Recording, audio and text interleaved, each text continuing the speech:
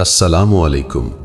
رمضان کا مہینہ رحمتوں، برکتوں اور مغفرت کا مہینہ ہے۔ جب ایک مسلمان پورا مہینہ روزے رکھتا ہے، عبادت کرتا ہے، قرآن پڑھتا ہے اور اللہ کے قریب ہونے کی کوشش کرتا ہے تو آخر میں اللہ تعالیٰ ہمیں ایک خوبصورت عمل عطا کرتا ہے جسے صدقہ فطر کہا جاتا ہے۔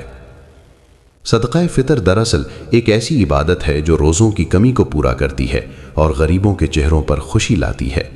اگر روزوں میں ہم سے کوئی غلطی، کوتاہی یا بے دھیانی ہو جائے تو یہ صدقہ ان کمیوں کو پورا کر دیتا ہے۔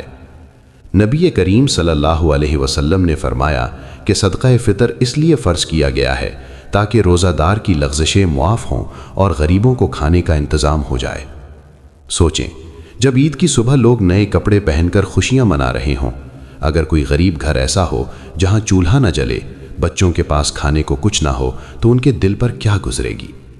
اسلام یہ منظر دیکھنا نہیں چاہتا، اسی لیے اسلام نے حکم دیا کہ عید سے پہلے صدقہ فطر ادا کرو تاکہ ہر گھر میں خوشی پہنچ جائے۔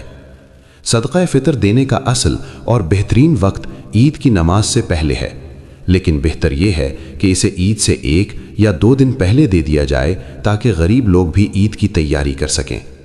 اگر کوئی شخص عید کی نماز کے بعد دیتا ہے تو صدقہ تو ادا ہو جائے گا، لیکن وہ صدقہ فطر کی اصل فضیلت سے محروم ہو جاتا ہے۔ یاد رکھیں، صدقہ فطر صرف ایک مالی عبادت نہیں ہے، یہ انسانیت، محبت اور بھائی چارے کا پیغام ہے۔ جب آپ صدقہ فطر دیتے ہیں تو دراصل آپ کسی غریب ماں کے چہرے پر مسکراہٹ لاتے ہیں، کسی بچے کی عید بنا دیتے ہیں اور کسی بھوکے گھر میں خوشیوں کی روشنی پہنچا دیتے ہیں۔ اس لیے جب رمضان ختم ہونے لگے تو اپنے دل سے پوچھیں، کیا میری عید صرف میری ہے یا میں اپنی خوشی میں کسی غریب کو بھی شریک کروں گا؟